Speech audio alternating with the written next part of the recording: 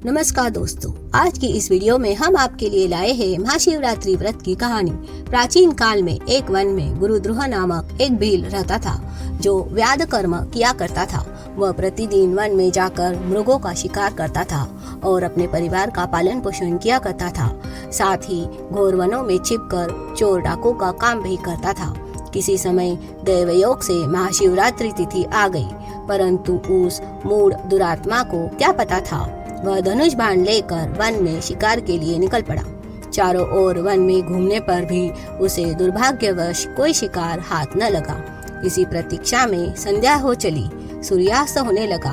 तब वह व्याध एक जलाशय के तट पर गया और वहीं बैठ गया।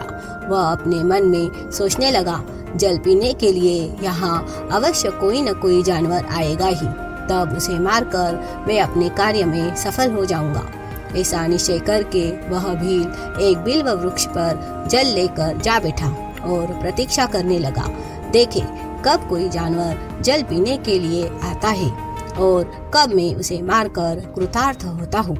इस विचार से वह भूख प्यास से व्याकुल होता हुआ भी वह एक डाल पर छिपकर बैठ गया। उसी रात के प्रथम प्रहर में एक मृगी आ पहुंची। उसे आते देख वह व्याध बड़ा प्रसन्न हुआ, अतः उसे मारने के लिए उसने अपने धनुष पर तीर चढ़ाया। अब उसे वह मारना ही चाहता था कि संयोगवश उसके हाथ के धक्के से उसके पात्र का थोड़ा सा जल और बिल्व पत्र नीचे गिर पड़े, जहाँ उस पेड़ के नीचे एक शिवलिंग विराजमान था। इस प्रकार अनजाने में ही शिवजी के प्रथम प्रहर की पूजा दैवात स्वयं हो गई, अर्थात उस पात्र की व्याघ्र द्वारा भी शिवलिंगार्जन जल एक बिल्व पत्र के साथ हो गया। उस पूजा के प्रताप से उस पापी के सभी पातक उसी समय नष्ट हो गए। उस समय जल के गिरने एवं पत्तियों के खड़खड़ाने की आवाज सुनकर वह हिरणी भय से चकित हो गई और व्याध को पेड़ पर देखकर घबरा सी गई और उससे पूछने लगी, हे व्याध, तुम यहाँ क्या करना चाहते हो? सो मुझसे सही सही कहो। तब हिरणी की बात सुनकर व्याध कहने लगा, मेरा परिवार भूख से तड़प रहा है, इसलिए तुझे मारकर उन्हें संतुष्ट करूंगा। उसके ऐसे कठोर वचन सुनकर तथा भयंकर व्याध को देखकर मृगी सोचने लगी, हाय, अब मैं क्या करूं, कहाँ जाऊं? अब प्राण बचने का कोई उपाय करना चाहिए। ऐसा सोच विचार कर वह मृगी वहाँ उस व्याध से कहने लगी, हे व्याध, यदि मेरे इस शरीर के मांस से तुझे सुख प्राप्ति हो तो इससे बढ़कर महान पुण्य और क्या होगा। मैं निसंदेह धन्य हूँ जो किसी के उपहार का साधन बनूंगी, क्योंकि इस संसार में परोपकार से बढ़कर कोई दूसरा धर्म नहीं है। तथापि हे वनचर, मेरी एक प्रार्थना सुन लो। देखो, मेरे स्थान में बहुत से मृग जो अभी बच्चे हैं, उन्हें मैं अपनी बहन अथवा स्वामी को सौंपकर अवश्य आऊंगी। मेरा वचन तुम मिथ्या मत समझो।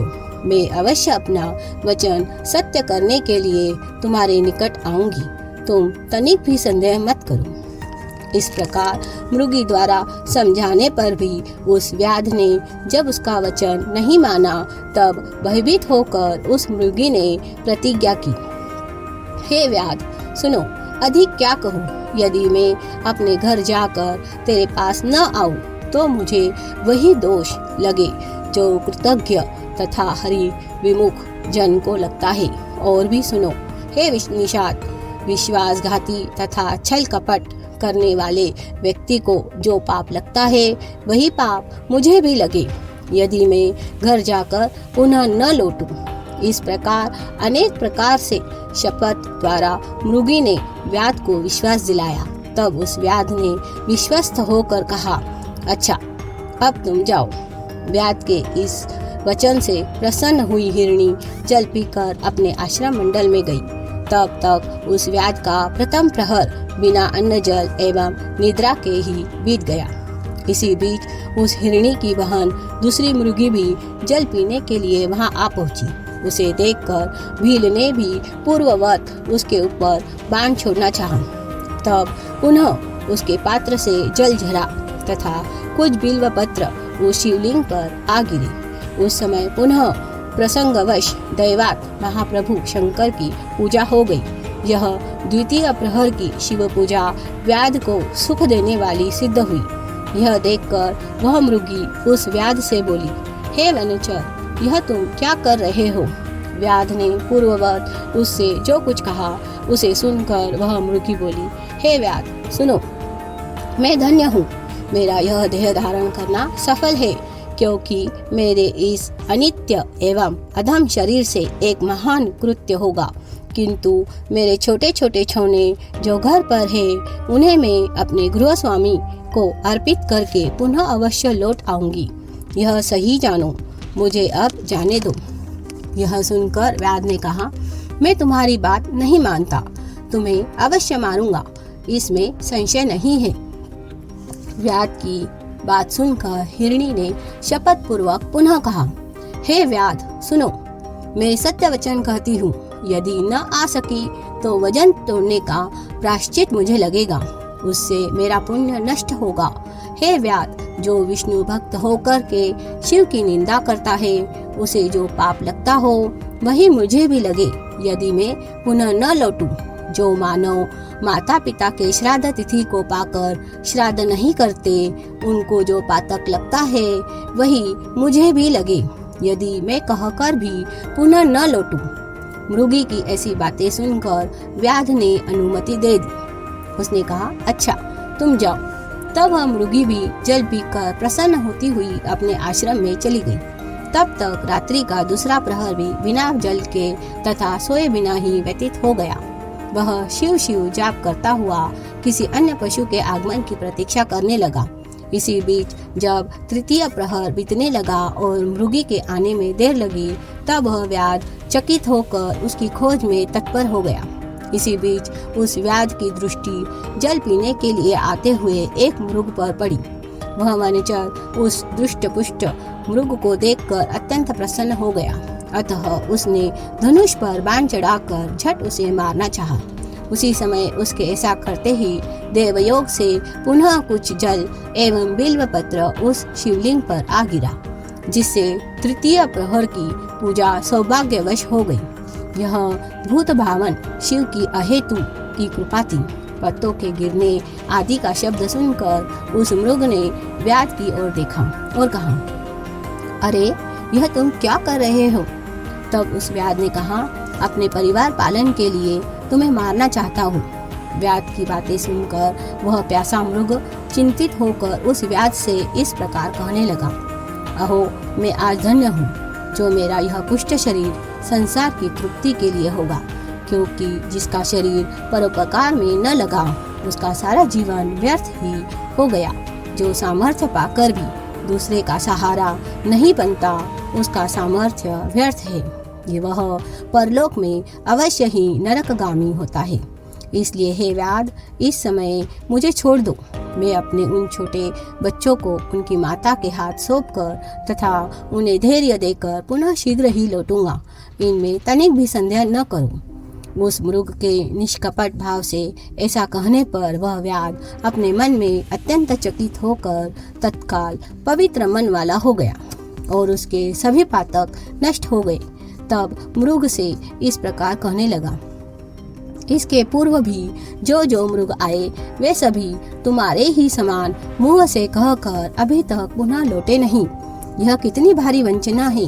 उन्हीं वचनों की भांति तुम भी इस संकट काल में पिंड छुड़ाने के लिए झूठ बोलकर चले जाओगे। तब हे मृग, भला तुम्हें बताओ, मेरी आजीविका कैसे चलेगी? क्योंकि मेरे कुटुंबी भी भूख प्यास से घर पर तड़पते होंगे। तब मैं कैसे विश्वास करूं? यह सुनकर मृग ने कहा, हे वनचर, सुनो, मैं सत्य कहता हूँ, मिथ्यावादी नहीं हूँ। देखो हे व्याध, ये समस्त ब्रह्मांड सत्य के बल पर ही टिका है, क्योंकि इस संसार में जिसकी वाणी मिथ्या होती है उसके सभी पुण्य तत्काल क्षीण हो जाते हैं। तो भी हे भील, तुम मेरी सत्य प्रतिज्ञा निश्चय ही सुन लो। देखो, जिसके मुख से शिव शब्द न निकले या सामर्थ्य होते हुए भी परोपकार न करे, पर्व के दिन अक्षभ्य भक्षण करने में जो पाप होता है वह मुझे लगे। हे निषाद, जो शिवजी की पूजा किए बिना और भस्म त्रिपुंड लगाए बिना ही भोजन कर लेते हैं, ऐसे पापियों का दोष मुझे लगे यदि मैं जाकर पुनः न लौटूं। मृग की सत्यवाणी सुनकर व्याध ने उससे भी कहा, अच्छा जाओ, फिर शीघ्र ही लौट आओ। यह सुनकर मृग ने वहां जल पिया और चल दिया। वे सब अपने आश्रम पर मिले। तीनों ही प्रतिज्ञा में बंधे थे। आपस में एक दूसरे के वृत्तांत को सुनकर तब उन सभी मृगों ने आपस में परामर्श करके एक मत होकर संगठित रूप से अपने स्थान पर ही प्रतिज्ञा कर ली कि सत्य से बढ़कर संसार में कुछ नहीं है। अतः हम लोगों को सत्यपाश से नियंत्रित होकर निश्चय ही वहां जाना चाहिए। तब सभी मृग अपने बालकों को वहां धैर्य प्रदान करके व्याध के पास चलने को तैयार हो गए। उस समय बड़ी मृगी ने वहां अपने स्वामी से कहा, हे स्वामी, आप यहीं रह जाए, क्योंकि आपके बिना यह बच्चे कैसे ठहर सकेंगे। दूसरी बात यह है कि मैंने वहां सर्वप्रथम जाने का शपथ ग्रहण किया था, इस कारण मुझे ही पहले वहां जाना चाहिए। आप दोनों यहाँ रहिए। उसकी यह वाणी सुनकर छोटी मृगी बोल उठी, बहन, मैं तुम्हारी सेविका हूँ, इसलिए आज मैं ही व्याध के पास जाती हूँ, तुम यहीं रहो। उसकी विनती सुनकर मृग ने पुनः कहा, नहीं नहीं, वहाँ मुझे ही जाना चाहिए, तुम दोनों यहाँ पर रह जाओ, क्योंकि शिशु रक्षा का कार्य माता ही भली भांति कर सकती है। अपने स्वामी का वचन सुनकर उन मृगियों ने प्रेम से कहा, नहीं प्रभु, यह भारतीय धर्म मर्यादा के विरुद्ध है कि पत्नी के रहते पति पहले मरे, क्योंकि बिना पति के स्त्रियों के वैधव्य जीवन को धिक्कार है। हम सभी चलेंगे। ऐसा विचार विमर्श करके वे अपने बच्चों को धैर्य देकर तथा उन्हें अपने सहवासी किसी अन्य पशु को सौंपकर सभी वहां शीघ्र चले गए, जहां वह व्याध शिरोमणि उनकी प्रतीक्षा में बैठा था। उनके चले जाने पर हिरणी के बच्चे भी उनके खुर चिन्हों के अनुसार उछलते कूदते वहां तक जा पहुँचे, क्योंकि उन मृगछणों ने अपने मन में ठीक ही सोच लिया था कि उनकी जैसी गति होगी वैसी हम लोगों की होगी। उस मृगझुंड को देखकर व्याध बड़ा प्रसन्न हुआ। अतः उन्हें मारने के लिए जो ही धनुष पर तीर चढ़ाया, तो ही पूर्ववत पुनः कुछ जल एवं पत्ते उस शिवलिंग पर गिर पड़े, जिससे उस रात्रि के चौथे प्रहर की पूजा भी अचानक संपन्न हो गई। उस समय उस व्याध के सभी पातक क्षण भर में जलकर भस्म हो गए, अर्थात वह निषाद अब निष्पाप हो गया। उस समय उन दोनों मृगियों तथा उस मृग ने साथ ही कहा, हे व्याध शिरोमणि, आप कृपा करके हम लोगों के जीवन सार्थक करें। इस प्रकार उन मृगों के वचन सुनकर व्याध को बड़ा विस्मय हुआ। शिव पूजा के प्रभाव से उसको दुर्लभ ज्ञान प्राप्त हो गया। वह अपने मन में सोचने लगा, अहो, ये मृग धन्य है जो ज्ञानहीन पशु होते हुए भी संगठित है और अपने शरीर का त्याग करने के भी परोपकार पारायण हो रहे हैं। खेद की बात है कि मैंने मनुष्य जीवन पाकर भी कौन सा पुण्य कमाया, क्योंकि आज तक दूसरों के शरीर को नष्ट देकर ही तो मैंने अपने शरीर को पाला पोसा। यही नहीं बल्कि अनेक का अनेक पापों द्वारा नित्य अपने परिवार का पालन पोषण किया। हाय, जन्म भर अपने किए हुए दुष्कर्मों का कैसा कुफल मैं पाऊंगा। इस समय इस प्रकार चिंता करते हुए मेरे इस जीवन को धिक्कार है। इस प्रकार सद्ज्ञान होने पर इस व्याध ने अपना बाण एवं धनुष उतारते हुए उस समय कहा, हे श्रेष्ठ मृगगण, तुम धन्य हो, अतः अब आनंद पूर्वक अपने स्थान की ओर जाओ। व्याध के ऐसा कहने पर शिवजी उस प्रसन्न होकर उसके द्वारा अनजाने में भी पूजित अपने सर्वमान्य दिव्य स्वरूप का प्रत्यक्ष दर्शन दिया। उस व्याध को अपने हाथों से स्पर्श करते हुए शिवजी प्रेम पूर्वक बोले, हे प्रिय निषाद, तुम्हारे इस विचित्र शिवरात्रि व्रत से मैं अत्यंत प्रसन्न हूँ, अतः कोई वर मांग। उस समय वह व्याध भी साक्षात शिव के दर्शन से तत्काल जीवन मुक्त हो गया और मैं सब कुछ पा गया, ऐसा कहते हुए शिवजी के आगे चरणों पर गिर गया। तब शिवजी ने भी अत्यंत प्रसन्न होकर उसे अनेक उत्तम वरदान दिए। इसी बीच श्री शंकर जी का दर्शन कर वे सभी मृग तत्काल उसी समय पूर्व श्राप से मुक्त होकर स्वर्गलोक को चले गए। इसलिए अपनी भलाई चाहने वालों को चाहिए इस शुभ व्रत का पालन अवश्य करें, क्योंकि यह दिव्य शिवरात्रि व्रत सर्वदा साधकों को मुक्ति देने वाला है। बोलो भगवान भोलेनाथ शिव शंकर की जय।